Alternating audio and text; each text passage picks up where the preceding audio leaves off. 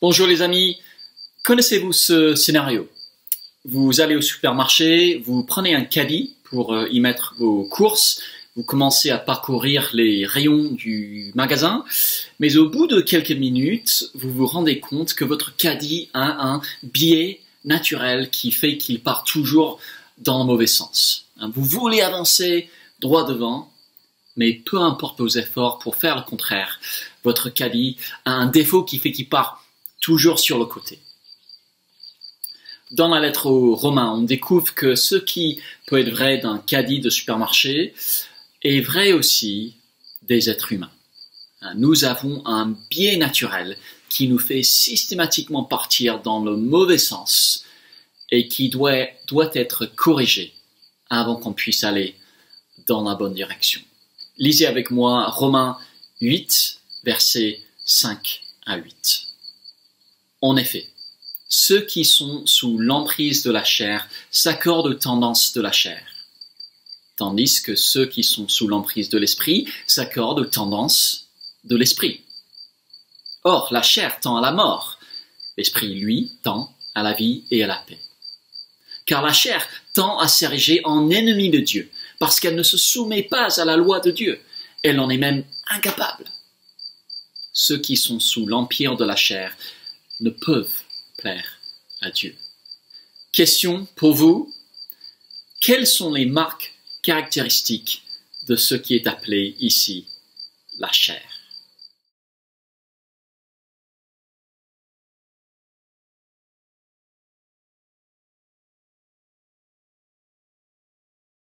Ici, on a un contraste entre deux états ou, pour reprendre le langage de ce texte, deux emprises qui ont chacune un biais ou une orientation particulière. L'emprise de la chair et l'emprise de l'esprit. D'abord, l'emprise de la chair. Dans la Bible, la chair, ce n'est ni notre corps physique, ni un euphémisme pour parler du sexe. Non, la chair, c'est plutôt l'homme qui vit selon ses propres capacités. On parle parfois de l'homme livré à lui-même, livré à ses propres moyens. Une autre manière d'expliquer ce qu'est la chair serait de dire que c'est ce qu'on est tous du fait de descendre d'Adam. Le premier homme, Adam, a rejeté Dieu et choisi de vivre sans lui. Être dans la chair ou sous l'emprise de la chair, c'est avoir hérité de son air de famille et du biais naturel que cela implique. Ici, on découvre que la chair tend à s'ériger en ennemi de Dieu. Une autre traduction dit le mouvement de la chair est révolte contre Dieu. Par défaut, on est comme le caddie de supermarché qui part toujours dans le mauvais sens. Pour autant qu'on essaie de résister, on a ce biais naturel qui nous conduit immanquablement à virer vers la rébellion.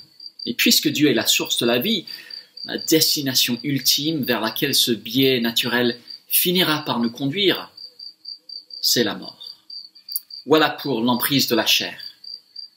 Ensuite, il y a l'emprise du Saint-Esprit. Et tout simplement, être sous l'emprise de l'Esprit Saint, c'est avoir notre biais naturel rebelle corrigé pour partir dans le sens que Dieu veut. C'est une transformation intérieure qui arrive quand on place notre confiance en Jésus-Christ et qui nous rend enfin capables de commencer à vivre pour Dieu. Ça ne veut pas dire qu'on ne fera plus jamais de mal, mais ça veut dire que Dieu a commencé à nous remodeler pour qu'on fasse des petits pas vers une vie qui lui plaît. Et ce qu'il faut absolument comprendre, c'est que toute personne qui a placé sa confiance en Jésus est déjà sous l'emprise de l'Esprit. C'est simplement ce que c'est être chrétien. Dieu a redressé nos roues, entre guillemets, pour qu'on puisse commencer à vivre pour lui. C'est déjà chose faite. On a en nous une nouvelle orientation produite par son Esprit. Elle est déjà là, même si pour l'instant on ne se voit pas toujours très clairement. En même temps, toute personne qui n'a pas encore placé sa confiance en Jésus est toujours sous l'emprise de la chair, quoi qu'en disent les apparences. Et ça pose un constat pessimiste concernant toute idéologie, philosophie ou religion autre que la bonne nouvelle de Jésus. Dans notre être naturel, on est comme le caddie de supermarché qui part sur le côté. On ne peut pas plaire à Dieu. C'est écrit noir sur blanc. Ceux qui sont sous l'empire de la chair ne peuvent plaire à Dieu. Peu importe notre éducation, peu importe nos efforts, peu importe notre religion, à moins que notre biais naturel rebelle soit corrigé, ce que seul l'Esprit de Dieu peut faire, impossible de plaire à Dieu. C'est un constat pessimiste, mais c'est un constat qui permet de pleinement apprécier l'œuvre de salut que Dieu a accomplie. Par son Esprit, il vient nous redresser, nous remodeler, nous transformer pour qu'on puisse commencer à lui plaire. Peut-être que vous n'êtes pas chrétien et vous sentez que c'est un changement dont vous avez besoin. Pourquoi pas prendre ce livre, la lettre aux Romains, et commencer à le lire depuis le début pour découvrir comment cela peut être possible pour vous. Si vous êtes chrétien, êtes-vous conscient de cette transformation qui a déjà eu lieu en nous? Dieu nous a libérés d'un biais naturel qui menait à la ruine pour nous rendre enfin capables de vivre pour lui.